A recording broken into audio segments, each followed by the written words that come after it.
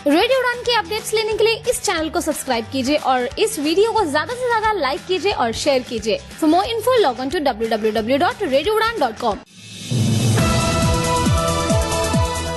इस कार्यक्रम में भाग लेने वाले प्रतिभागियों के द्वारा दी जाने वाली जानकारी अथवा की जाने वाली चर्चा वास्तविक और काल्पनिक दोनों ही हो सकती हैं। चर्चा के दौरान किसी व्यक्ति के द्वारा दिए गए कथन एवं तथ्य के लिए कार्यक्रम के प्रस्तोता, प्रस्तुतकर्ता अथवा रेडियो स्टेशन प्रत्यक्ष या अप्रत्यक्ष रूप से जिम्मेवार नहीं है।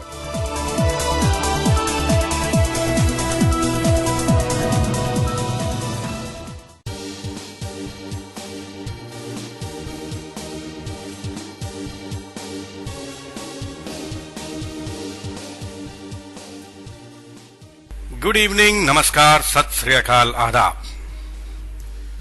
दोस्तों, हम आरजे सैफ आज बदलता दौर के इस कार्यक्रम में आपका स्वागत करते हैं। पिछले दिनों रेडियो उड़ान के जनरल सेक्रेटरी दानिश महाजन साहब दीप स्तंभ फाउंडेशन मनोबल जलगांव महाराष्ट्र में थे, जहां हमें इस बात को बताते हुए बहुत ही खुशी हो रही है कि उन्हें यानी दानिश महाजन साहब को युवा प्रेरणा पुरस्कार से दीप स्तंभ फाउंडेशन मनोबल ने सम्मानित किया। तो ये दीप स्तंभ फाउंडेशन मनोबल क्या है और उस कार्यक्रम का क्या तजुर्बा रहा, क्या क्या कुछ हुआ वहां, दानिश महाजन साहब ने वहां क्या पाया, इसकी एक झलक हम आपके लिए लेकर आए हैं। तो चलिए चलते हैं दीप स्तंभ फाउंडेशन मनोबल महाराष्ट्र जलगांव।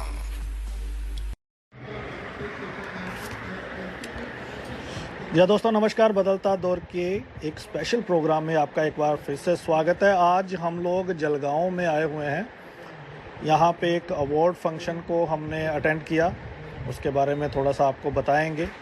तो 10 लोगों को यहाँ पे अवार्ड दिया गया। फिर हमने सोचा कि इनका जो रेजिडेंशियल इंस्टीट्यूट है, तो जो रेजिडेंशियल एरिया है, पहले वहाँ विज़िट करें, वहाँ बच्चों के बारे में जानें किस तरह के प्रोजेक्ट यहाँ पे चलाए जाते हैं। तो बेसिकली इस रेजिडेंशियल स्कूल में हमने ये पाया है कि यहाँ विजुअली इम्पेयर्ड भी हैं, ऑर्फन भी हैं, ऑर्थोपेडिक भी हैं और हेयरिंग इम्पेयर्ड भी है। तो एक एब्सोल्यूट इंक्लूसिव माहौल इस इंस्टीट्यूट में है। यजुर्वेंद्र सर इसके फाउंडर हैं। दीप स्तंभ मनोबल में हमने पहले भी कई प्रोग्राम किए हैं, तो एक एक करके हम जानेंगे। तो हमारे साथ शाम है। शाम, आप कहाँ से हो? सर मैं दरअसल मुंबई से हूँ और मैं अभी यहाँ पे कंप्यूटर सिखाता हूँ बच्चों को। तो यहाँ कौन कौन से प्रोजेक्ट चलते हैं इस ऑर्गेनाइजेशन में? सर यहाँ पे कंप्यूटर क्लासेस चलता है और बच्चों को यूपीएससी, एमपीएससी जो कॉम्पिटिटिव एग्जाम्स होते हैं उनकी पढ़ाई यहाँ पे बच्चे करते हैं। और स्किल डेवलपमेंट भी है यहाँ पे।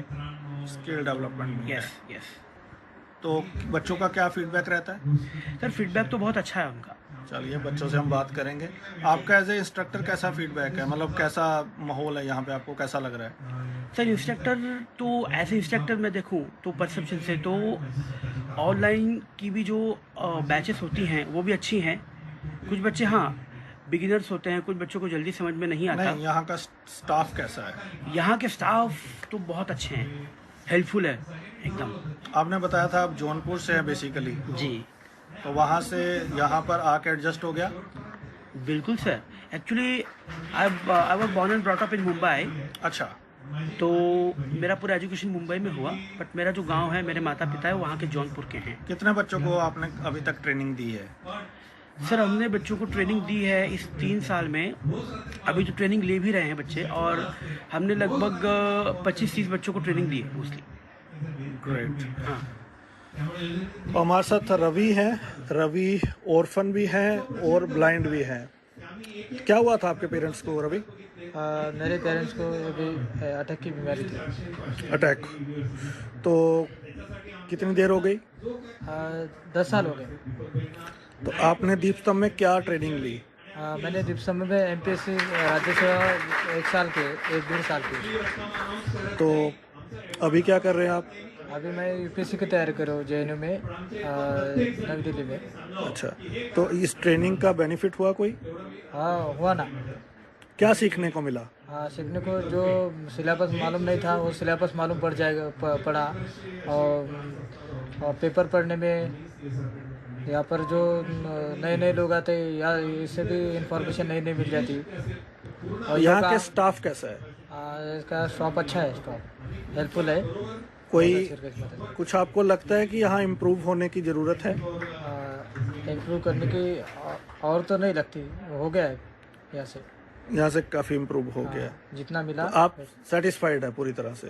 हाँ। चलिए, अमर है हमारे साथ, अमर MP से हैं। अमर थोड़ा आगे आ जाओ आप। तो आप MP से वहाँ दिल्ली MP काफ़ी इंस्टीट्यूट है, तो आपने दीपस्तंभ क्यों चुना इतनी दूर? एक्चुअली मैंने बहुत सारे NGOs और इंस्टीट्यूट के बारे में एनालिसिस किया है, ऑनलाइन वगैरह यूट्यूब पे भी बहुत देखा है। दीपस्तंभ फाउंडेशन मुझे ऐसा लगा कि फर्स्ट ऐसा इंस्टीट्यूशन है और NGO है जो ऑनलाइन और रेसिडेंशियल दोनों तरीके के जो कॉम्पिटिटिव एग्ज़ाम के लिए हैंडीकैप बच्चों को सुविधाएं प्रोवाइड करते हैं। तो उसी को देखते हुए, और यजुर्वेंद्र महाजन सर जो इसके फाउंडर हैं, वो इतने अच्छे तरीके से सिस्टमेटिक तरीके से इसके ऊपर काम कर रहे हैं, तो मुझे वही उनकी बातें देखकर मैंने यूट्यूब पे बहुत सारे लेक्चर सुने, उनकी स्पीचेस सुनी, तो काफ़ी प्रभावित था मैं उनसे। और यहाँ के जो बच्चे MPSC UPSC बैंकिंग SSC के लिए प्रिपेयर करते, तो बहुत पॉजिटिव रिजल्ट भी देखा है। बहुत सारे स्टूडेंट्स यहाँ से अलग अलग जॉब में सिलेक्शन हुआ है उनका। तो उसी को देखते हुए मुझे भी लगा कि रेसिडेंशियल क्लासेस है तो मुझे भी यहाँ आना चाहिए और इसका फ़ायदा लेना चाहिए। मैं भी ब्लाइंड हूँ एक्चुअली, तो उस हिसाब से। ये तीनों ही ब्लाइंड हैं जिससे हमने अभी बात की है। तो ये बताएं कि जैसे और भी अभी नया इंस्टीट्यूट बन रहा है आप लोगों का, मैं कल देख के आया, बहुत ज़बरदस्त वहाँ एक्सेसिबिलिटी है, पूरा एक नया इंस्टीट्यूट है। तो आपको क्या लगता है अगर कोई नॉर्थ इंडिया से या दूसरे हिस्सों से आता है इंडिया में, तो यहाँ एडजस्ट हो जाएगा आराम से? जी सर, अभी जिस हिसाब से मैं यहाँ आया हूँ, जितने दिन से यहाँ रह रहा हूँ, तो यहाँ का माहौल जो है बहुत ही सूटेबल है पढ़ाई के लिए और रहने के हिसाब से। यहाँ के स्टाफ मेंबर्स जो भी हैं, यहाँ के जितने भी टीचर्स ट्रेनर्स जो भी है, वेल भी है, उनका बहुत अच्छे से व्यवहार है बच्चों के साथ। अलग अलग तरीके के बच्चे यहाँ रहते हैं, हैंडीकैप भी है, ऑर्फन भी है, मतलब हैंडीकैप में ब्लाइंड्स भी हैं, लोकोमोटर्स भी हैं, HI भी है। तो किसी तरीके का भेदभाव नहीं है, अच्छे तरीके से सुविधाएं उनको दी जा रही हैं। और जो भी नया इंस्टीट्यूट, जो नई बिल्डिंग बन रही है, वहाँ पे सुना है कि 300-350 लोगों की कैपेसिटी है बच्चों की, रेसिडेंशियल पढ़ाई के लिए उनको वहाँ पे सुविधाएं मिलेगी। तो ये हो सकता है कि पूरे देश के लिए एक प्रकार से मॉडल साबित हो। बिल्कुल बिल्कुल। फयाज? Yes please. तो फयाज हैं, फयाज को तो आप लोग काफ़ी जानते होंगे। तो फयाज, कैसा एक्सपीरियंस है यहाँ का? यस, सो नमस्ते सभी को पहले से। सो जैसे मेरा जो एक्सपीरियंस है, मैंने भी 2019 से यहाँ पे ज्वाइन किया और आई वाज वेरी फॉर्चुनेट कि दानिश भाई के एक शो में हमें आने का मौका भी मिला था। सो मेरा बेसिकली यहाँ का एक्सपीरियंस बहुत सही रहा है, क्योंकि देखिए, ऐसे बहुत कम जगह होता है कि जो आपको चाहिए वो आपको प्रोवाइड किया जाता है आपके NGO की तरफ से, या फिर आपके जो सीनियर्स होते हैं वो आपको हाँ कह देते हैं उस चीज़ को करने के लिए।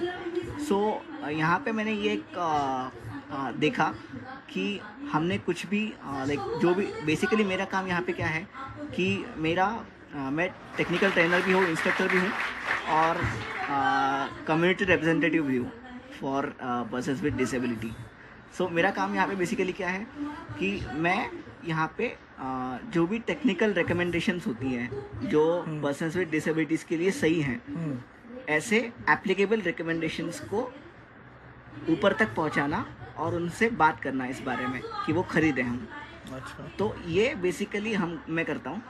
सो मैंने अब तक जो चीज़ें सर के सामने रखी या जो चीज़ें मैंने सीनियर्स के सामने रखी, मुझे ऐसा कभी एक्सपीरियंस नहीं हुआ कि किसी एक चीज़ को उन्होंने लाइक नकारा है। हर चीज़ हमारी never says no. Yes, no never, nothing.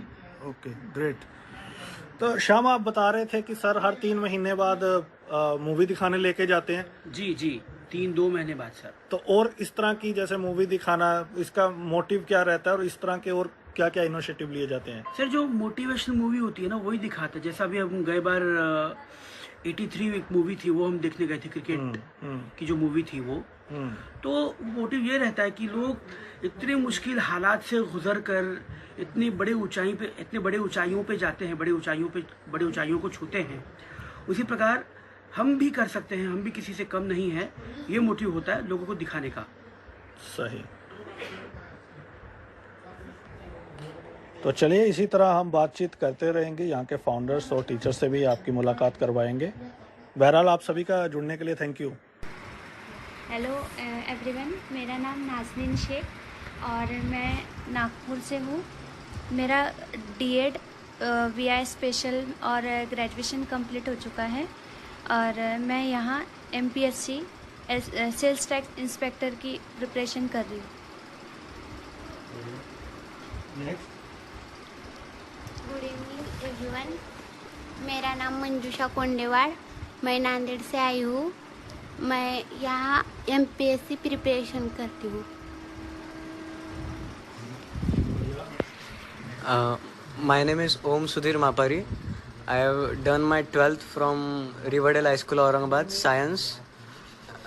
और मेरा ग्रेजुएशन लास्ट ईयर चल रहा है, BSc 3rd year, and right now I am preparing for राज्य सेवा through Manobal. राज्य सेवा Yeah, state service exam. नमस्ते, मेरा नाम परसराम दत्ता फड़ है। मेरा एड्रेस मैं नांदेड़ डिस्ट्रिक्ट। मेरा नाम परसराम दत्ता फड़। मेरा एड्रेस, मैं नांदेड़ डिस्ट्रिक्ट से माहौर तालुके से हूँ। एजुकेशन एमकॉम 2nd year चालू, एमपीसी की तैयारी करता हूँ। Thank you. अजित तू बोल रहे, माझं जाऊ दे। नमस्कार एवरीवन, मेरा नाम अजीत संजय पवार है। मैं टोटली ब्लाइंड हूँ। मुझे रिटेला प्रॉब्लम है। मैं 10वीं से टोटली ब्लाइंड हुआ हूँ। पहले मुझे 20-30% दिखता था। मैं पोस्ट ग्रेजुएशन हुआ है मेरा इतिहास में, और मैं यहाँ पे बैंकिंग और साथ में कंप्यूटर का ट्रेनिंग ले रहा हूँ। महाराष्ट्र के डिप्यूटी चीफ मिनिस्टर है अजित पवार। यस, कोई नहीं, फिर वही हूँ। यस, सो बेसिकली सब जानते हैं, फिर भी बता ही देते हैं।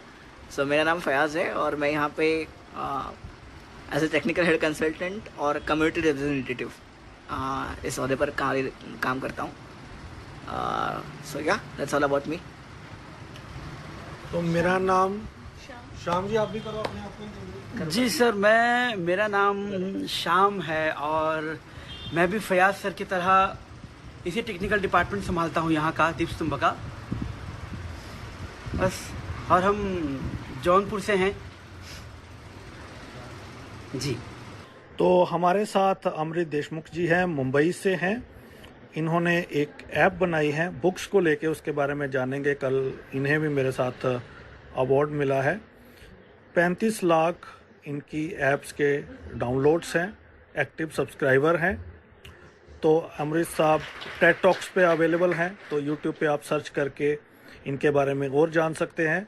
और साथ ही साथ आप इनकी ऐप को डाउनलोड करें और आगे बातचीत करेंगे कि इसका ऑब्जेक्टिव क्या था। तो अमृत साहब, बहुत बहुत स्वागत आपका रेडियो उड़ान पे। Thank you Danish. तो क्या मतलब, आप थोड़ा सा पहले अपने बारे में बताएं। जी, अभी आपने जो मेरा इंट्रोडक्शन दिया उसमें डाउनलोड, सब्सक्राइबर्स, ये सब वर्ड थे। वहाँ पे रीडर एक भी वर्ड नहीं था, एंड दैट्स माय इंट्रोडक्शन। जो 35 lakh downloads, subscribers, I don't care कि हमको सुनने के बाद हमारे जो लिसनर्स है या व्यूवर्स है वो ऐप डाउनलोड करे या नहीं करे, दैट्स सेकेंडरी। पर अगर मेरा मैसेज सुन के मेरे से इंस्पायर लेके आज सोने से पहले अगर 5 पन्ने पढ़े किताब के, तो I would say my mission is accomplished, mission make India read. So I stand for reading habit. I don't stand for booklet app or my book summaries or audio summaries. Booklet guy is not a brand. Booklet guy is not a celebrity. Booklet guy is a spirit that believes in the power of reading habit. आपने कहा कि आप पहले CA थे, कई firms के साथ आपने काम भी किया, फिर वहाँ से ये शिफ्ट कैसे आया? जी, मैंने टिपिकली एक Mumbai born and brought up सिखाया जाता है कि पैसा ही सब कुछ होता है, पैसे के अलावा कुछ करना ही नहीं है। तो सीए होने के बाद मैं स्टॉक मार्केट में नौकरी पकड़ी, पैसे पर कमाने लगा, बहुत पैसे कमाने लगा, छोटी गाड़ी बड़ी गाड़ी, फिर ड्राइवर आ गया, फिर ये जो छोटे छोटे महाबलेश्वर माथेरान एकदम चीप डेस्टिनेशंस हो गए, हमको जाना है स्विट्ज़रलैंड और मॉरिशस। पर यू नो दानिश क्या हुआ, मैं एक फंड मैनेजर था और वो सीएनबीसी पे लोग आते हैं ना, एक्सिस बैंक खरीदो, ओएनजीसी बेचो, वो मेरा काम था। जो बड़े बड़े अमीर लोग हैं, विजय माल्या जैसे लोग मेरे क्लाइंट थे, और उनको सजेशन देना है कि कौन सा स्टॉक लेना है, कौन सा नहीं लेना है। अगर मैं कोई एडवाइस दूँ और वो स्टॉक 1% से भी अगर गिरे, तो पता है फ़ोन पे मुझे क्या सुनने को मिलता था? तेरी माँ की डैश डैश डैश, तेरी बहन की dash dash dash. I am sorry, गालियाँ सब स्त्रीलिंगी है सब भाषा में, पता नहीं क्यों। तो मुझे लगा कि ये जो 2.5 लाख रुपए महीना मुझे मिलता है पगार, वो सिर्फ ये गालियाँ सुनने के लिए मिलती है। मुझे कोई सेटिस्फेक्शन नहीं था कि कोई मीनिंगफुल कंट्रीब्यूशन कर रहा हूँ। दे वर ऑल गैमलर्स अराउंड मी। मैंने नौकरी छोड़ी और खुद का स्टार्टअप शुरू करना डिसाइड किया। पहला स्टार्टअप नहीं चला, मैं सोचा ठीक है सेकंड स्टार्टअप शुरू करता हूँ, वो भी नहीं चला। थर्ड स्टार्टअप शुरू किया एंड गेस व्हाट हैपेंड, वो भी फेल हुआ। So with 3 failed startups on my LinkedIn profile, and because of that one failed relationship on my Facebook profile, दिल टूट गया, वो छोड़ के चली गई, देवदास बन गया मैं इतना डिप्रेस हुआ कि नो सुसाइडल टेंडेंसी हो गई। पर उस वक्त मेरे भाई के बोल मुझे याद आए। मेरा बड़ा भाई 12 साल से बड़ा है। He always used to say, Amrit, whenever you are stuck up with the question what next, read random.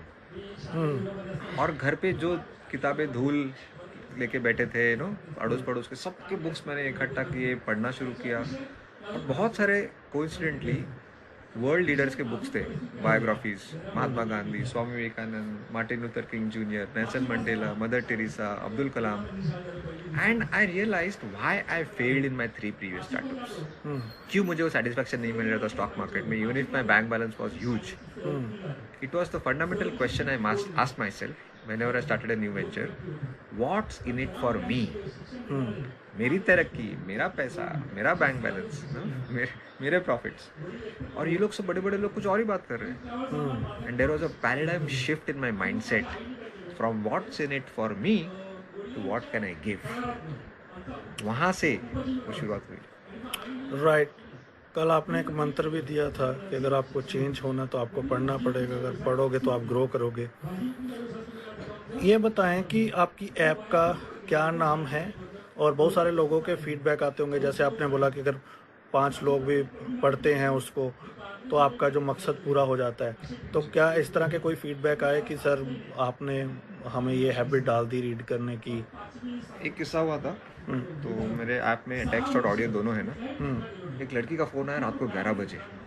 Amrit, I love your voice, you speak so well, you are a great storyteller, और तुम्हारी आवाज़ तो बहुत अच्छी है। हर बुधवार को मैं बस impatiently wait for your audios. मैं हर वीक को एक नया book summary, best seller book का डालता हूँ। मुझे लगा ये लड़की रात को 11 बजे मेरे साथ फ्लर्ट कर रही है क्या? तो मैंने भी थोड़ा वो सोचा कि उसकी टांग खिंचाई करते हैं। मैंने बोला कि तो हमेशा सुनते क्यों हो, कभी कभी पढ़ा भी करो ना। हमारे ऐप में दोनों है ना, टेक्स्ट और ऑडियो। पता है उन्होंने क्या कहा? She said, Amrit, I am blind, I can't read because I can't see. और सब बुक्स ब्रेल लिपि में कन्वर्ट नहीं होते ना आपके। And I got goosebumps all over my body कि ये खुद का मेरा स्टार्टअप है और मुझे पता ही नहीं कि ऐसे लोगों का इनके लिए वरदान है ये, right? And I went to bed as the most satisfied person that day. मेरी माँ को गुजरे हुए 20 साल हो गए ऑलमोस्ट, और उन्होंने उनके डेथ के बाद अपनी आंखें डोनेट की। But I think I am luckier than my mother that somebody can read books through my eyes while I am alive. Absolutely. आपकी ऐप का नाम? बुकलेट गाय बोलो, बुकलेट ऐप बोलो, आप गूगल पे जाओ, प्ले स्टोर पे जाओ और बुकलेट सर्च करोगे तो आपको एप्पल और एंड्रॉयड दोनों पे वो ऐप मिलेगा। तो ये क्या नॉन प्रॉफिटेबल है जहाँ प्रॉफिटेबल है? क्या ये ऐप पेड है? अगर ये पेड नहीं है तो आप कैसे मेंटेन करते हो? क्या आपका फंड कैसे जनरेट करते हो इसके लिए? Yeah, that's a very important question. See, I like to call myself as a social entrepreneur. I'm not a social worker. Social worker is always at the mercy of the donor. Whereas a social entrepreneur will never want to maximize his personal wealth, but to cover the costs. Right. Cost तो cover करना है, बिल्कुल। मुझे तो खाना है, पगार तो देनी है। तो सिंपल रेवेन्यू मॉडल्स है मेरे। बुकलेट ऐप में सब कुछ फ्री है, समरीज फ्री है, और मैंने किताब लिखी है the 7 habits of highly effective readers, जो मैंने आपको आज सुबह गिफ्ट दी जी। तो मैं सिंपल अपील करता हूँ सबको, अगर आप खरीद सकते हो तो bookletguide.com पे जाके वो 285 रुपीज़ को खरीदो। अगर नहीं खरीद सकते हो, please request me, I will give the book for free for those needy readers. So I'm trying to play the role of Robin Hood of books. Great. तो रॉबिन हुड तो लूटता था अमीर लोगों को, मैं लूटूंगा नहीं। मैं बस रिक्वेस्ट करूंगा अपने लिस्टर्स को, जिनको भी बुक अगर अफोर्ड नहीं कर पाएंगे, please approach me, I will be happy to give the book for free. Can you spell the website? या bookletguy.com, BOOKLET, booklet guy, GUY, this is one word .com। Jajvinder sir के साथ आपका कैसे जुड़ाव हुआ और क्या कहेंगे उनके बारे में? सी यजवेंद्र और मैं, I think we are more than brothers. It was so natural to grow friendship. अभी हमारी फ्रेंडशिप को 5 साल हो गए और I am actively involved in Deepstambh Manobal. यहाँ के जितने भी स्टूडेंट्स हैं, they are all voracious readers and they read, listen booklet app. और यहाँ पे मैं हर 3-4 महीने में आता रहता हूँ जलगांव में, और 2-3 दिन रहता हूँ। वो मेरा एक टॉनिक है, एक एनर्जी टॉनिक है। यहाँ से इंस्पिरेशन लेके वापस जाता हूँ। और मेरा 31 दिसंबर को मेरी माँ गुजरी थी, तो मैंने कभी सेलिब्रेट नहीं किया 31 दिसंबर, पर इस बार मैंने किया सेलिब्रेट। तो मैंने यहाँ आया मनोबल में और 31 की नाइट सबके साथ सेलिब्रेट की। It was a very good time. Basically हम मानते हैं कि जो बुक्स है वो सबसे अच्छी दोस्त होती हैं। It always gives you, it always refresh you. तो कई पॉजिटिव चीज़ें हैं, लेकिन बहुत सारे ऐसे लोग भी हैं जो किताबें नहीं पढ़ पाते, इस हैबिट को नहीं अडॉप्ट कर पाते हैं। क्या मंत्र रहेगा आपका उन लोगों के लिए? वाह, तो I think my answer to your question is habit number 1 from my book. Very interesting habit. It says, don't take reading too seriously. Are you surprised to hear this? From Booklet Guy, yeah, who's on a mission, is saying don't take reading too seriously. मतलब क्या? See, if habits, if something is important to you, don't make it special. Make it casual. अब देखो आपके रोज़मर्रा ज़िंदगी के habits, TV देखना या गाने सुनना, चैटिंग करना व्हाट्सएप पे, they are so casual and hence habitual. तो कोई मुझे पूछता है कि अरे बुक को सुबह पढ़ना चाहिए शाम को? मैंने सुना कि सुबह पढ़ेंगे तो ज़्यादा समझता है। तो मैं उनको पूछता हूँ कि व्हाट्सएप पे चैटिंग करने का कौन सा राइट टाइम है, सुबह या शाम?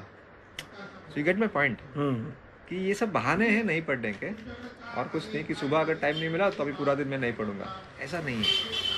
सो जब हम कुछ पिक्चर देखते हैं और मज़ा नहीं आता है, कोई वीडियो देखते हैं, तो हम बस चैनल चेंज करते हैं। And we don't say that अरे मैंने आमिर खान की इंसल्ट की, I am a bad movie watcher. हम ऐसा कुछ नहीं बोलते, right. But when it comes to books, हम सडनली इतना सीरियस हो जाते हैं कि अरे मेरी दोस्त को तो बहुत पसंद आई थी बुक, उसने मुझे दी, गिफ्ट की, और मुझे 5 पेजेस पढ़ने के बाद बोर लग रहा है, something is wrong with me. और वो गिल्ट लेके हम दूसरी किताब उठाते हैं और सोचते हैं कि अरे पहली वाली ख़त्म नहीं की और दूसरी उठा रही हूँ, आई am a bad reader. But you know what? There is nothing called good reader and bad reader. There is only reader and non-reader. Right. I have left hundreds of books half read, and I don't feel guilty about it. Yeah. You are a good speaker or good reader or both? Because I am a reader, you know, I don't there is no scarcity of words for me. So you naturally become a good speaker. Right. One can improve their vocabulary and 100%. absolutely they got You have a so lot much of stuff to information. talk about. Yeah, true. Thank you so much Amrit ji हमसे बात करने के लिए। और listeners आप ज़रूर इनके किताब को ख़रीदें, उसे पढ़ें और उसके बाद किताबों को अपना दोस्त बनाएं। There will be a greater change in your life, that's for sure. Bye bye, happy reading. तो अब दीपस्तंभ से नीता मैम हमारे साथ जुड़ी हैं। ये हियरिंग इम्पेयर्ड बच्चों को ट्रेन करती हैं और यहाँ के प्रोग्राम्स को इंटरप्रेट भी करती हैं। तो कैसा अनुभव है मैम आपका यहाँ पे? Sir good afternoon all of you. मेरा एक्सपीरियंस में ये स्पेशल फील्ड में आई हूँ 2009 से एज ए वॉलेंटियर। बाद में मैंने 2010 को एजुकेशन लिया डेफ एंड डेफ ब्लाइंड बच्चों का Helen Keller institute for Navi Mumbai deaf and deaf blind से। फिर उसके बाद मेरा 12 साल का एक्सपीरियंस मुंबई में हुआ। मैं मुंबई में दिव्यांग बच्चों के साथ काम कर रही थी, हर एक एक्सपीरियंस लिया। और लास्ट जॉब था मेरा नवी मुंबई महानगर पालिका ETC केंद्र में थी मैं। बाद में मेरी शादी के बाद मैं जलगांव आ गई, तो जलगांव में यजुवेंद्र सर ने मुझे इधर एक्सपीरियंस दिया कि बाबा तू कर ले, एक संधि दी, तो मैंने वो संधि एक्सेप्ट कर लिया। और इधर एज अ काउंसिलर और कोऑर्डिनेटर करके भी और as a sign language trainer करके काम कर रही हूँ। बच्चों के हर एक डिसेबिलिटी के बच्चों के साथ काम करते समय मुझे बहुत खुशी होती है। मैं डिसेबिलिटी देख के नहीं बोलती हूँ, लेकिन एक सक्षमता क्या होती है और इन बच्चों के लिए एक हर एक जिंदगी देखने का एक तरीका ही बहुत अच्छा है और उनके पास से मैं भी बहुत कुछ सीख रही हूँ। बिल्कुल। इसलिए बहुत खुशी मिली कि भगवान ने मुझे ये काम करने के लिए शायद मुझे भेजा है। ऐसे ही जो कर्णबधिर बच्चे हैं 25 बच्चे ऐसे बैंक के बैक ऑफिस में मैंने प्लेस किए हैं। अच्छा। अभी वो बच्चे अच्छे से सेट हो गए हैं, फैमिली के साथ काम कर रहे हैं और जो इन बच्चों के लिए मुझे करने के लिए मिल रहा है उतना मैं खुशी से कर रही हूँ। और अभी हमारे मिश्रा सर हैं कि जो कर्णबधिर बच्चों को एक कंप्यूटर का ट्रेनिंग दे रहे हैं, तो सर के पास से मैं सीखती हूँ और साइन लैंग्वेज में इनको इंटरप्रेटिंग करती हूँ। क्या चैलेंजेस आते हैं जो हियरिंग इम्पेयर्ड बच्चे हैं उनको टीच करने में? चैलेंजेस एक ही की लैंग्वेज समझ में नहीं आती है। मराठी, हिंदी, इंग्लिश लैंग्वेज भी अलग अलग होती है। हाँ, और अभी इसमें कंप्यूटर क्लास में चैलेंज क्या आता है कि जैसे मिश्रा सर का देखने का ये है चैलेंजेस है और इन बच्चों को सुनने का चैलेंजेस है, लेकिन उनको अच्छे से मैं समझ लेती हूँ, इतना कुछ ये नहीं होता है। तो ये बच्चे ये भी 18 साल के बाद यहाँ पे आते हैं? हाँ सर, 18 साल के बाद ही ये बच्चे आए हैं यहाँ पे। तो बेसिक स्टडी वो कंप्लीट करके आए हैं, तो उनको साइन लैंग्वेज आती थी? आती है, लेकिन हर एक जगह की साइन लैंग्वेज अलग अलग होती है। हाँ। तो वो भी हम लोगों को पहले वो समझ में लेनी पड़ती है। अभी गवर्नमेंट ने कहा है ना कि एक ही लैंग्वेज बनाए, इंडियन साइन लैंग्वेज है। हाँ। लेकिन गांव के बच्चे ISL साइन लैंग्वेज तक नहीं पहुंच पाते सर। हाँ। जैसे मैं मुंबई की हूँ तो बांद्रा में जाके मैं एजुकेशन ले रही सकती थी, लेकिन ये बच्चे वहाँ तक नहीं पहुँच सकते हैं। लेकिन यहाँ पे अभी हर एक कोई सातारा, कोई नागपुर, कोई नांदेड़ और अलग अलग जगह से आए, अलग अलग स्टेट से आए। कितने बच्चे यहाँ पे? अभी यहाँ पे 12 बच्चे हैं। अभी 12? अभी 1 महीने में हमने शुरू किया है। अच्छा, टोटल आपने कितने बच्चों को प्रशिक्षण दिया अभी तक? अभी तक इधर जलगांव में आने के बाद मैंने 12 लोगों को दिया है। अच्छा। और उससे पहले तो डेफ और डेफ ब्लाइंड या सिर्फ डेफ या सिर्फ ब्लाइंड ऐसे बच्चे भी बहुत कुछ हुए हैं। जो पेरेंट्स हमें सुन रहे हैं आपके माध्यम से, जिनके बच्चे हियरिंग इम्पेयर्ड है, क्या मैसेज आप उनको देना चाहती हैं? मैं बोलूँगी बच्चों में बहुत कुछ क्षमता है, उनको सिर्फ आपको एक आत्मविश्वास देना है। और लैंग्वेज इम्पोर्टेंट नहीं है, लैंग्वेज मराठी, हिंदी, इंग्लिश होती है, वैसे साइन लैंग्वेज भी है। तो हम लोगों को बच्चों के लिए जो भी बच्चों में अच्छी जो मतलब एक बोलते हैं ना हम, अच्छा क्या अनुभव होता है वो चॉइस करना है और बच्चों को उसमें आगे लेके जाना है। जैसे अभी कर्णबधिर बच्चे आए हैं MPSC करने के लिए, लेकिन उनका अभी नहीं MPSC करने का मन नहीं हो रहा है। आए हैं लेकिन पढ़ाई देख के, बुक्स देख के डर रहे हैं। तो हम उनमें क्या अच्छा है वो देख के हम उनको उसमें आगे लेके जा रहे हैं। जैसे दीपक करके कर्णबधिर बच्चा है, उसको ड्राइंग बहुत अच्छी है, कभी सीखा नहीं है लेकिन ड्राइंग खुद अच्छे से करता है। तो अभी हमने उसको JJ ऑफ आर्ट्स कॉलेज में उसका एडमिशन का सोचा है, तो उसकी वो एंट्रेंस दे रहे। मतलब आया है MPSC के लिए लेकिन नहीं कर रहा है, ठीक है ना, नहीं हो रहा है उसके पास से, नहीं है उसकी क्षमता उसकी, लेकिन ड्राइंग में उसकी आप असेस करते हैं बच्चे को, हाँ, उसकी एबिलिटी के हिसाब से असेस करते हैं। अच्छा, क्या क्राइटेरिया, अगर इंडिया से किसी भी बच्चे ने यहाँ पे एडमिशन लेनी हो पर्टिकुलरली जो हियरिंग इम्पेयर्ड है, हाँ। तो क्या क्राइटेरिया, कैसे आप लोगों को अप्रोच कर सकता है? कुछ मतलब क्राइटेरिया इधर है? आने के लिए हाँ, क्या? हाँ। बच्चा एक तो 10th या 12th कंप्लीट होना चाहिए।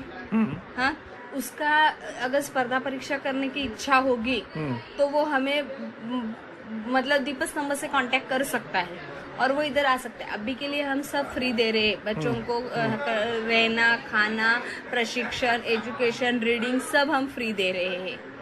तो ये सिर्फ कंपैरेटिव एग्जाम जैसे रेलवे, बैंकिंग, एमएससी, यूपीएससी, या फिर आप कंप्यूटर ट्रेनिंग वगैरह भी देते हैं उन्हें? सर, अगर बच्चे एमपीएससी भी करते हैं लेकिन एमपीएससी से पहले एक सरल सेवा करके बैच होती है कंबाइन की, जिसमें बच्चे रेलवे के, महाड़ा के, पोस्ट के एग्जाम के लिए प्रिपेयर करते हैं। हम लोग उनको उनके काउंसलिंग करते हैं, उनके लेक्चर्स लिए जाते हैं, उनके पास से क्वेश्चन पेपर्स ये सॉल्व करके लेते हैं और उसमें उनकी एग्जाम होने के बाद वो पूरे हमारे इधर ही दीपस्तंभ में पूरे प्रिपेयर्ड हो जाते हैं और फिर बाहर के एग्जाम के जैसे हम फॉर्म भरते हैं तो उसमें वो भी अच्छे से कर लेते हैं फिर।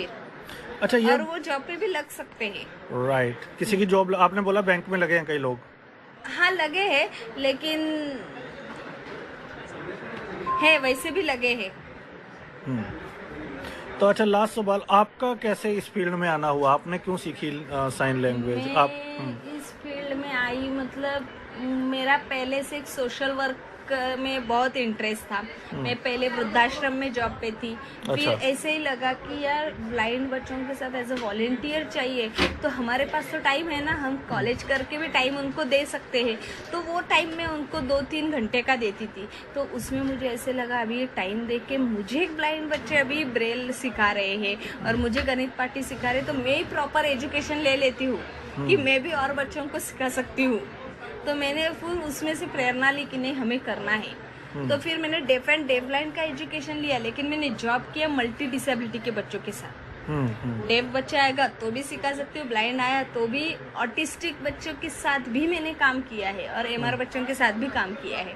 आज अभी मैं दीपस्तंभ में भी काम कर रही हूँ और प्राइवेट टीचर्स अभी जलगांव में ऐसे बोले तो इन बच्चों के लिए एज ए स्पेशल एजुकेटर बोले, मल्टी डिसेबिलिटी की तो नहीं है, मेरे घर पे क्लास के लिए बच्चे आते हैं और उनको मैं क्लास में सिखाती हूँ। अच्छा, आप मल्टीपल डिसेबल्ड को अपने घर पे सिखाती हैं? हाँ। और हियरिंग इम्पेयर्ड को यहाँ पे सिखाती अभी हैं? सिखा रही हूँ। तो यहाँ भी मल्टी डिसेबल्ड है बच्चे? एमआर बच्चे जहाँ इतने नहीं, एमआर के नहीं है बच्चे, लेकिन ऑर्थोपेडिक है, ब्लाइंड है, एचआई है, ऐसे बच्चे हैं। आप बहुत अच्छा काम कर रही हैं। Thank you so much for talking धन्यवाद टू सर। तो हमारे साथ दीपस्तंभ फाउंडेशन के फाउंडर है जजविंदर सर। तो इनको आप रेडियो पर सुनते रहते हैं और कई टाई अप हमारे पहले भी इनके साथ हुए। सर, कल का जो अवार्ड फंक्शन था, ये सबसे पहले तो हम थोड़ा सा हमें इस अपने नए इंस्टीट्यूट के बारे में बताएं जो आपका तैयार हो रहा है। सबको नमस्कार। और रेडियो उड़ान का तो मैं भी फ़ैन हूँ, इसलिए हमेशा आने की कोशिश करता हूँ आप सबके साथ बात करने के लिए। हम दीपस्तंभ फाउंडेशन मनोबल, यह जो प्रोजेक्ट है महाराष्ट्र जलगांव में, यहाँ पर हम बहुत से दिव्यांग और ऑर्फन बच्चों को हायर एजुकेशन, टेक्निकल एजुकेशन और कॉम्पिटिटिव एग्ज़ाम का ट्रेनिंग देते हैं। तो अब हम रेंटल प्लेसेस में है, सारी जगह बहुत तकलीफ होती है, स्पेशली ऑर्थोपेडिक बच्चों को भी बहुत तकलीफ होती है। तो लोगों के सहयोग से हम 4 एकड़ में एक राष्ट्रीय संस्था का निर्माण कर रहे हैं, जहाँ पर 350 पर्सन्स विद डिसेबिलिटीज़ और ऑर्फन बच्चे उनका हायर एजुकेशन करेंगे, कॉम्पिटिटिव एग्ज़ाम की तैयारी करेंगे अलग अलग प्रकार की, और टेक्नोलॉजी पढ़ेंगे। तो इसका निर्माण शुरू है जो अभी 3 महीने तक चलेगा। लगभग 85,000 स्क्वायर फीट का ये है। यहाँ पर education, training, research, incubation centre, residential facilities है, और सबसे इम्पॉर्टेंट बात है 21 प्रकार के सारे दिव्यांग लोगों के लिए ये कैंपस एक्सेसिबल बनाया गया है। एक मॉडल कैंपस बनाने की हम कोशिश कर रहे हैं। सर, आप अभी बहुत यंग हैं, यहाँ मैं देख रहा हूँ ऑर्फन बच्चे भी हैं, ब्लाइंड भी हैं, डेफ भी हैं, ऑर्थोपेडिक भी हैं, जो आदिवासी हैं उस एरिया से भी हैं। तो ये कॉन्सेप्ट इतने बड़े लेवल पे चलाना, और हम आपको देख रहे हैं 2 दिन से इधर भाग रहे हो उधर भाग रहे हो, ये कैसे मैनेज होता है? मुझे लगता है दानिश जी, मन में यदि सही में इच्छा हो कुछ करने की, दूसरा प्यार हो और तीसरा निस्वार्थ भाव हो, तो मुझे लगता है सारे काम आसान हो जाते हैं। मैंने खुद ये महसूस किया है कि इस काम में जो आनंद मिलता है और करने की जो ज़बरदस्त हम सब लोगों की टीम की इच्छा शक्ति है, उससे ये सारा काम हमें आसान हो जाता है। ये अवार्ड फंक्शन जो कल हुआ, विनय सर भी आए थे, सचिन सर भी आए थे और हज़ारों में लोग आए थे। इसको जो अवार्ड फंक्शन को शुरू करने का क्या मकसद था? देखो, देश में बहुत से युवा लोग कुछ अच्छा समाज के लिए काम करना चाहते हैं, लेकिन जब वो शुरुआत करते हैं तो शुरुआत के दिनों में उन्हें प्रोत्साहन नहीं मिलता, उनके साथ लोग खड़े नहीं होते, उनको थोड़ी शाबाशी भी मिलनी चाहिए, तो उससे प्रेरणा मिल जाती है कि और अच्छा करें। तो ये होता नहीं है बहुत बार, इसलिए हमने युवा लोगों को पुरस्कार देना शुरू किया।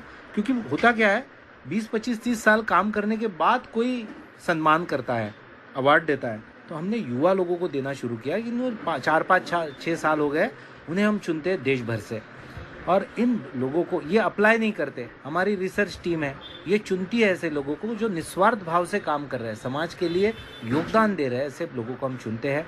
और हमारे लिए बहुत ज़्यादा खुशी की बात इस साल थी कि पठानकोट से आप यानी दानिश जी, रेडियो उड़ान का रिप्रेजेंटेटिव यहाँ पर वो उपस्थित थे और उन्हें हमने ये पुरस्कार देना था। उन्होंने वो स्वीकार किया। उन्होंने जो बात कही उस प्रोग्राम में, तो नेशनल HR कमेटी और एजुकेशन कमेटी के जो चेयरमैन रह चुके हैं विनय जी, उन्होंने उसको बहुत अप्रिशिएट किया कि आपने जो बात कही दानिश जी वहाँ पर, वो उससे बहुत प्रभावित हुए और सारे हज़ारों लोग जो आए थे वो बहुत ही अच्छा मैसेज लेकर दिव्यांग हमारे भाई बहनों के प्रति वहाँ से गए हैं। सोने को टाइम मिल जाता, नींद हो जाती है पूरी? नींद पूरी नहीं होती है क्योंकि सपने हमेशा मन में शुरू रहते हैं, लेकिन वही सपने फिर काम करने को आगे भी करते हैं हमें। मेरा ये कल 8वां अवार्ड था। अच्छा। 33 साल की उम्र में। वाह। लेकिन आई टेल यू, मैं हमेशा जब भी लोगों से बात करता हूँ तो मैं उनको यही कहता हूँ कि मेरे को इन अवार्ड्स की 7 जो पहले 7 थे, सिर्फ 1 अवार्ड की खुशी है, 6 अवार्ड की मुझे ज़्यादा खुशी नहीं है। उसका कारण ये था क्योंकि उसमें मैंने खुद अप्लाई किया और झूठ बोला है। बड़े बड़े झूठ हम बोलते हैं क्योंकि कंपटीशन ऐसा होता है। असली अवार्ड वो होता है जो अभी आपने बोला कि आपकी रिसर्च टीम फाइंड आउट करती है कि वाकई ये बंदा काम कर रहा है या नहीं। और अवार्ड का मतलब ही यही है, क्योंकि जब हम अप्लाई करते हैं हर आदमी अपना बेस्ट लिखवाता है, कोई पैसे दे के लिखवाता है, कोई कुछ लगवाता है। तो ये आपने बड़ी सही बात की कि दानिश जी, अवार्ड ऐसा ही होना चाहिए। मैं कहना चाहता हूँ इसमें, क्योंकि मैं खुद 3 साल से आपका और रेडियो उड़ान का काम देख रहा हूँ। इतने निस्वार्थ भाव से पूरे देश से जो बच्चे आपको कनेक्ट होते हैं, उनका भला हो, उनको कोई मदद मिले, उनको गाइडेंस मिले, इसलिए आप फॉलो अप करते हो, आप उसके लिए आपका समय देते हो, आप आपके कनेक्शंस उसके लिए यूज़ करते हो, और ये कंसिस्टेंटली आप कर रहे हो। तो ये बहुत बड़ी बात है और इसलिए ये आपको सम्मान मिला है, लेकिन ये पूरे रेडियो उड़ान को भी सम्मान बिल्कुल बिल्कुल बिल्कुल। और शिल्पा भी, हमने जब ऑनलाइन ट्रेनिंग की बात की थी, जब पहले इंटरव्यू में उसी टाइम पे आपने उसको प्रैक्टिकली कर भी दिया। और चलिए, और किसी का पता नहीं, हमारी फैमिली में ही उसको बेनिफिट हुआ शिल्पा को। बहुत what is the most satisfying moment for you till now? जितने सालों में आप काम कर रहे हो, अगर 1-2 मोमेंट जो आपको बतानी है कि बहुत सेटिस्फाइंग है, जो that make you really happy and emotional. मुझे एक्चुअली ना, मैं ऐसा एक इवेंट ना बताते हुए ये बताऊंगा कि यहाँ पर 200-300 स्टूडेंट के आसपास बच्चे हमेशा हर साल होते हैं। ये बच्चे जब आते हैं तो बहुत अलग होते हैं, मायूस होते हैं, कभी कभी निराश होते हैं, डेवलप नहीं हुए होते हैं क्योंकि एक्सपोजर नहीं मिला होता है। यहाँ आने के बाद अलग अलग इनपुट्स की वजह से जब ये डेवलप हो जाते हैं, स्मार्ट हो जाते हैं, कॉन्फिडेंट हो जाते हैं, खुश हो जाते हैं, आत्मनिर्भर हो जाते हैं, उनका आत्मसम्मान बढ़ जाता है, आत्मविश्वास बढ़ जाता है। ये जब मैं देखता हूँ ना, मैं आपको सही बताता हूँ, मुझे इतनी खुशी होती है कि उसके आगे कोई बड़ी खुशी मेरी ज़िंदगी में नहीं है। वो कौन से पोस्ट पर जा रहे हैं, वो क्वालिफाई हो रहे हैं नहीं हो रहे हैं, वो बिजनेस कर रहे हैं, जॉब कर रहे हैं, ये भी मेरे लिए बहुत बात की बात है। एक इंसान के जैसे ही जब जिंदगी जीता है ना, वो देखना बहुत बड़ी बात होती है। लास्ट क्वेश्चन, ये जो रेजिडेंशियल आपकी जो आपका इंस्टीट्यूट बन रहा है उधर, अब पूरी तरह से एक्सेसिबल है, is it for only Maharashtrian और for the nation, entire India? पूरे देश से हम 320 स्टूडेंट का सिलेक्शन करेंगे अभी हमारे यहाँ लगभग 18 राज्यों से बच्चे पढ़ते हैं और हम पूरे देश से ये 320 स्टूडेंट सिलेक्ट करेंगे और इन्हें 1 साल 2 साल 3 साल 4 साल पूरा हैंड होल्डिंग करेंगे और इनको इतनी बढ़िया डेवलप करेंगे। सबसे इम्पोर्टेंट बात है पर्सनालिटी डेवलप करना और इनके ज़िंदगी में इन्हें क्या करना है ये उन्हें समझना और वो समझने के बाद वो पाने के लिए उन्हें पूरी एजुकेशन और ट्रेनिंग देना पूरे देश के बच्चों के लिए। और हम अभी ऑनलाइन तो दूसरे देशों के बच्चों को भी पढ़ाने की कोशिश कर रहे हैं। Great, thank you. कुछ कहना चाहते हैं बच्चों से, क्या एक्सपेक्ट करते हैं? बहुत सारे लोग अभी आपको सुन रहे हैं, जब इतना बड़ा इंस्टीट्यूट बन रहा है तो आप अपनी ओर से बेस्ट कर रहे हैं, एफर्ट डाल रहे हैं, उन हमारे कम्युनिटी से आप क्या एक्सपेक्ट करते हैं? मुझे लगता है कि रेडियो उड़ान में जितने सेशंस होते हैं, ट्रेनिंग्स होते हैं, इंटरेक्शंस होते हैं, इंटरव्यूज़ होते हैं, आप ज़रूर सुनिए और सिर्फ सुनना मत, उसमें ज़िंदगी की ऐसी बातें बताई जाती है कि वो यदि आप ले लेना तो आप पर्सन्स विद डिसेबिलिटी हो या कुछ हो कोई फ़र्क नहीं पड़ता। बात यही है, ज्ञान के बारे में हमने आगे जाना चाहिए और स्किल्स डेवलप करने चाहिए। आप यदि ये कर लेना, पूरे विश्व में आपके लिए अपॉर्चुनिटी लिखी है। मेरी सारी शुभकामनाएं आपके साथ हैं। धन्यवाद। Thank you sir, thank you for talking to us. तो अब सर की वाइफ हमारे साथ हैं, इनसे जानेंगे इनके एक्सपीरियंसेस। मैम, आपका स्वागत रेडियो उड़ान पे। Thank you. तो आप भी दीपस्तंभ फाउंडेशन देखती हैं? जी। तो आप वहाँ पे क्या देखती हैं? जी, वहाँ पे मैं बच्चों का या ज़्यादा से ज़्यादा लड़कियों का जो प्रॉब्लम होता है या फिर यानी लड़कियों से बातचीत करती हूँ और अकाउंटिंग में देखती हूँ। शादी से पहले मतलब आपको थोड़ा था कि सर इस फील्ड में है और आपका भी इंटरेस्ट था सोशल वर्क में? नहीं, मेरा नहीं था एक्चुअली। बाद में सर के साथ में फिर समझ में आया कि ये करना चाहिए, तो फिर उनके साथ में जुट गई। फिर कौन सी एक चीज़ है जो आपको लगती है कि लड़कियों के लिए अभी होनी चाहिए? सुरक्षा, सिक्योरिटी आपको लगता है? और जब आप देखते हैं कि सर इतने लोगों की ज़िंदगी बना रहे हैं, इतनी मेहनत कर रहे हैं, इतना ट्रैवलिंग होती है, तो फैमिली को इतना टाइम नहीं दे पाते, तो कभी गुस्सा आता है? पहले आता था लेकिन अभी नहीं आता। अभी नहीं आता। सबसे सेटिस्फाइंग मोमेंट आपके लिए क्या है? बहुत सारी है, लेकिन इतना काम करके हमें सुकून की नींद आती है। प्राउड होता है आपको सर पे? जी। और बच्चों का क्या रिएक्शन लगता है जब उनको भी बहुत टाइम नहीं मिलता होगा? नहीं, अभी वो भी एडजस्ट कर लेते हैं, यानी वो सर के साथ में घूमने चले जाते हैं। फिर वो जो काम करते हैं सर वहाँ पे जाते हैं फिर। तो आप भी, अब तो आपका भी एक्सपीरियंस काफ़ी है, दीपस्तंभ में काफ़ी देर से हैं आप जी। आप भी सर को सजेस्ट करते हैं कि हमें ये वाला प्रोजेक्ट करना चाहिए? जी। कौन सा एक प्रोजेक्ट है जो आपने सजेस्ट किया कि हमें इस पे काम करना चाहिए? उनके एक्चुअली बहुत सारे हैं, उनको ही सिर्फ मैंने आगे की दिशा दिखाई है कि चलो ऐसा करना चाहिए, ये प्रॉब्लम आ सकता है, बस ऐसा ही। कल के प्रोग्राम के बारे में आप क्या कहेंगे? बहुत ही सुंदर था और 2 साल के बाद वो एनर्जी फिर से आई, बहुत सारी प्रेरणा मिली और आगे भी ये करते रहना चाहिए। हम यानी सही राह पर है, ऐसे कल भी और फिर से पता चला। जी, थैंक यू। तो अब सर की माताजी हमारे साथ हैं, सर के बारे में जानेंगे माताजी से। तो नमस्ते माताजी, कैसी हैं आप? मैं अच्छी हूँ। तो सर के बचपन के बारे में हमें बताएं थोड़ा। सर बचपन से ही जिद्दी और वैसे समझदार भी उतने ही थे। यदि उनके पापा ने गुस्सा किया तो सब सुन लेते थे, कभी गुस्सा नहीं किया। और अभी ये जो लोगों के लिए काम करते हैं, तो बचपन से ही ऐसे थे या ये बाद में इनके माइंड में आया? नहीं, मैं देख रही बचपन से ही थे ऐसे। शरारती थे? शरारती तो थे। आपको तंग करते थे? जब समझता नहीं था तो करते थे, उनको समझ, छोटे थे। अभी तो सर को सारे लोग इतनी दुआएं देते हैं, आप इतना अच्छा काम करते हैं, वो तो कैसा आपको कैसा फील होता है? मुझे फील होता है कि मैं कितनी नसीबवान हूँ कि मुझे ऐसा लड़का दिया भगवान ने। क्या? बोलिए। हाँ, और यानी कुछ बाहर देखती हूँ तो मुझे लगता है कि बहुत अच्छा अपना काम चल रहा है, सबकी दुआएं मिल रही है। अभी काम पूरा हो जाएगा अपना तो और भी अच्छा लगेगा मुझे। आप भी जाते हो वहाँ, बच्चों से मिलते हो? हाँ, मैं मिलती हूँ, प्रार्थना के टाइम कभी जाती हूँ।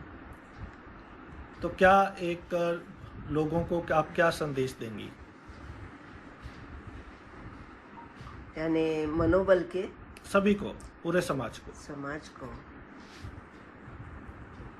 मेरे लड़के का इतना बड़ा और अच्छा काम है कि मैं यानी सोच भी नहीं सकती कि ये कैसा संभालता है और कैसा करता है।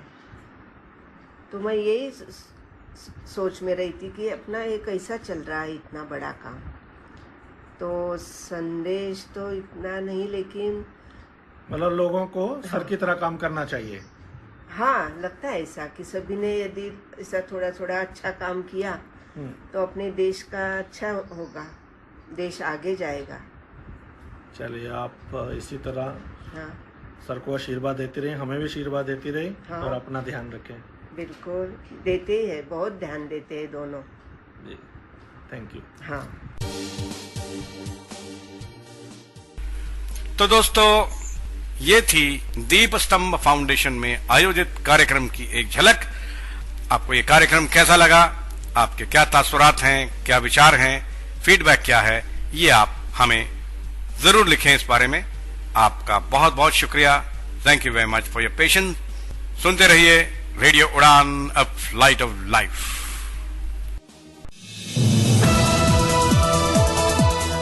इस कार्यक्रम में भाग लेने वाले प्रतिभागियों के द्वारा दी जाने वाली जानकारी अथवा की जाने वाली चर्चा वास्तविक और काल्पनिक दोनों ही हो सकती हैं। चर्चा के दौरान किसी व्यक्ति के द्वारा दिए गए कथन एवं तथ्य के लिए कार्यक्रम के प्रस्तोता, प्रस्तुतकर्ता अथवा रेडियो स्टेशन प्रत्यक्ष या अप्रत्यक्ष रूप से जिम्मेवार नहीं है।